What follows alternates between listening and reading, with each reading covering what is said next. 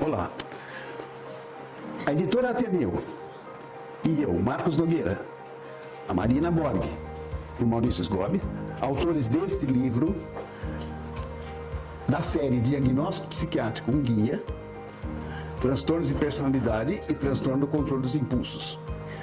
Mais uma vez nos esforçamos para trazer a melhor comunicação visual possível, tornando uma leitura agradável e didática para a compreensão do transtorno de personalidade e controle dos impulsos. As noções de personalidade são importantes para a gente começar compreendendo o que é personalidade, que é a nossa dinâmica das questões genéticas herdadas e das experiências singulares, que vão contar com as nossas percepções e que vão constituir a nossa compreensão de ser, de sentir e de desempenhar o nosso papel social.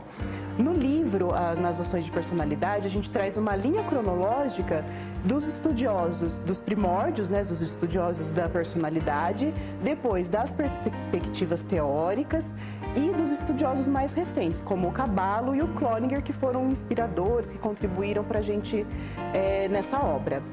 O leitor também vai ter a oportunidade de explorar uma investigação dessas características que compõem o temperamento e o caráter e preencher de forma quantitativa essas características que todos nós temos, mas no livro ele vai se aproximar dos desdobramentos dessas características que compõem a nossa personalidade. Impulsividade é a incapacidade do indivíduo em frear os seus desejos, basicamente isso. Um dos exemplos mais comuns que a gente pode citar seria o jogo patológico, que são atos repetitivos ligados ao jogo, caça-níquel, carteados, games, jogos eletrônicos, em que a pessoa ela caracteriza-se, gera prejuízos na vida dela, principalmente prejuízos financeiros, prejuízos afetivos, prejuízos na ordem familiar e principalmente no aspecto funcional. As parafilias são transtornos da preferência sexual, onde a pessoa ela consegue apenas obter o prazer com exclusividade em uma determinada fantasia sexual.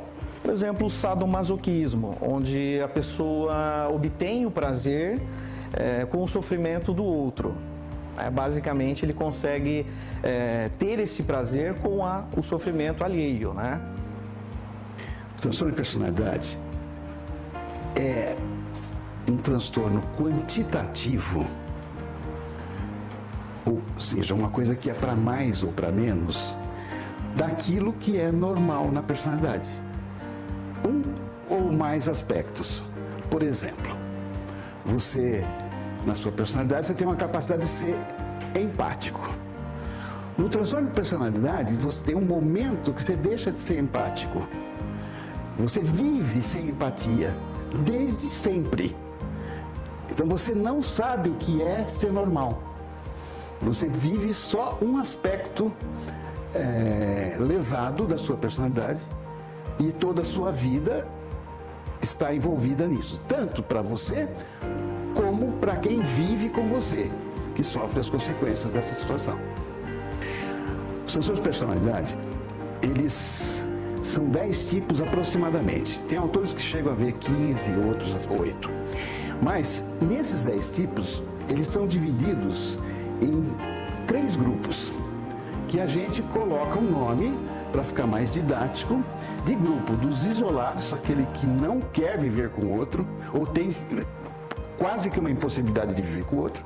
O segundo grupo, que é aquele que a pessoa sofre as consequências da ansiedade o tempo todo. Então ela fica assustada, dependente, evitando pessoas.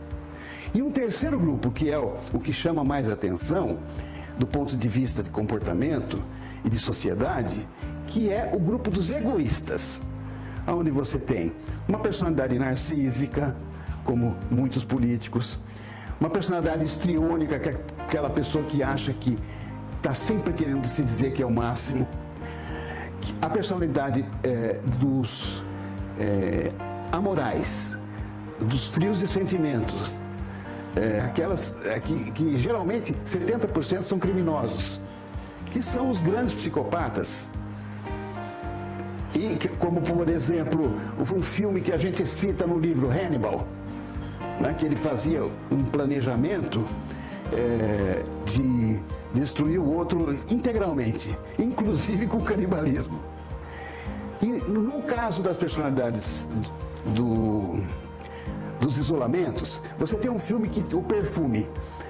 É um rapaz que fazia perfume com a essência das pessoas, com o sangue, fazia uma coisa que ele viveu aquilo, ele não tinha contato com ninguém, ele não se importava em namorar nada, ele só queria fazer aquilo na vida e vivia isolado. Acho que todo mundo, quem não viu o Perfume, ele também é citado no nosso livro.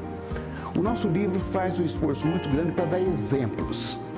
Agora, o forte do nosso livro, que as pessoas vão se apaixonar, são os cartoons de cada transtorno de personalidade.